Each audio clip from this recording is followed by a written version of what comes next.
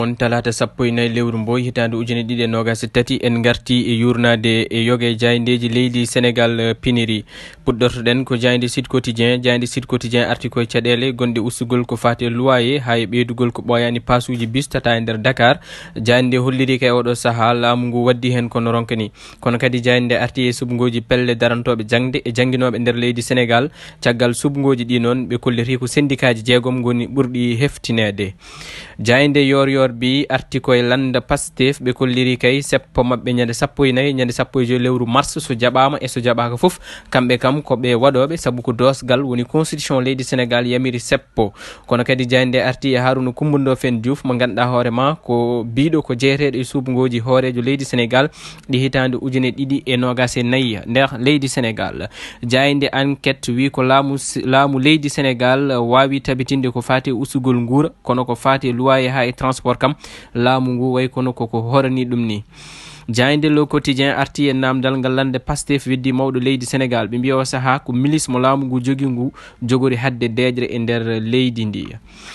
jaynde L'Observateur kañum arti e kulhuli hoɗɓe sara terrain mo ACAPES saabu eɗen gandi hande meeting mo yeewi askan wi ko toon to Parcelles Assainies jogori wadde kamɓe kay eɓe jogui kulhuli e ko fati e ɗum ɗon. kono kadi ɓe garti e haala Pape Malick Ndour mo ganduɗa hoorema ko jagorgal kalfinagal kala ko fati sukaɓe woni ministre de la jeunesse e wiide ɗum kay koɓe falotoɓe kala hatɓe deejre e nder leydi ndi walla kala haɗoɓe deejre e nder leydi ndi ɗum ko Pape Malick Ndour wi noon. ko hono noon ɓe dokki konngol kadi Lat Diop mo ganduɗa hoorema ko jeeyaɗo e lande Benno Bokk Yakar gonɗo toon to Guédiawaye kanko Lat Diop o holliti e nder jayne nde kay omo jogui yimɓe ɓe ganduɗa hoorema timmuɓe wawɓe huccodirde tigui rigui e lundo ngo. jaynde arti kadi e Yaya Diallo mo ganduɗa hoorema ko membre parti socialiste mo France o holliri kay oɗo saaha Ousmane Sonko ene jogui jokkodire e yimɓe mawɓe nder France kono kadi kanko Yaya Diallo ni o tengtini ko kanko woni sababu kuccodiral Ousmane Sonko e RFI kay e France 24. Walf Quotidien kañum arti koye kulhuli pelɓodiral hakkude laamu ngu e lundo ngo saabu moni kala nana foɗira banggue jaɓani woppude kono jayande nde arti kadi e caɗele ndiyam toon to Touba. Vox Populi kañum wi ko l'extrême montée des tensions poɗe duure hakkude APR e Pastef jayande nde wi goto foof nana windira banggue communiqué muɗum. jaynde Libération arti koye werlaji gujjaɗi toon to mairie mo Keur Massar Nord taw ɗin werlaji ne tolno e 5 kono kadi tuma wonde e gardugol kaɗon guyka ko Moustapha Mbengue mo ganduɗa hoorema ko mennoɗo wonde maire toon to Keur Massar Nord guyka gotka ɗum ko toon to Kordiali Lo jaynde Libération arti hen kadi eɗen gandi usine kosam biteɗo Sarbi won bad boniɓe naati toon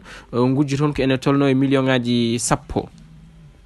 jaynde Tribune kañum arti koye Bougane Gueye Dany caggal nde tuumi Mansour Faye ardade nawgol 98 milliards ɗi fonds du PSD eɗen gandi Mansour Faye yaltino gam laɓɓitinde ɗum ɗon kono kay Bougane Gueye Dany arti e nder jaynde Tribune wiide haymo yi Mansour Faye en andi Mansour wona kalowo gonga. jayndeji coftal ɓalli jofnirten ko ɓuuri hewde majji garti kay tigui koye mbuñaari ndi mawɗo leydi Sénégal hokki ɓen jeeyaɓe kan Ivan jayndeji ɗi kolliri kay moni kala e mabɓe en foti hebde ko ene tolno e million ngaji 10. bandiraɓe musidɓe tedduɓe ko ɗum wonno roɓino meɗen hande Allah jarama on jarama aadi meɗen ko janggo so Allah newni. Assalamu aleykum.